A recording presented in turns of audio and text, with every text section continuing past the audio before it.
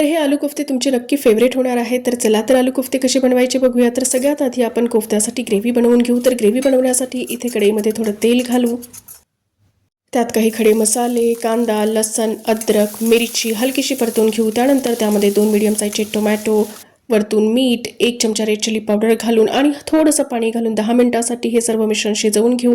आता हे मिश्रण थंड होतंय तोपर्यंत आपण कोफ्ते बनवून घेऊ। कोफ्त्यांसाठी बॉइल्ड बटाटे पोटॅटो मॅशरने मॅश करून त्यामध्ये बेसन, कॉर्नफ्लॉवर, हळद, धनेपूड, रेड चिली पावडर, थोडे रेड चिली फ्लेक्स आणि कोथिंबीर घालून याला मळून घेऊ। आता यापासून गोलगोल आकाराचे सर्व कोफ्ते आपण रेडी करून घेऊ। कोफ्त्यांना छान सोनेरी रंग येईपर्यंत मीडियम गरम तेलामध्ये तळून घेऊ। तर अगदी कुरकुरीत असे हे कोफ्ते बनलेले आहे। आता थंड झालेली ग्रेव्हीचं मिश्रणही आपण ग्राइंड करून घेऊ।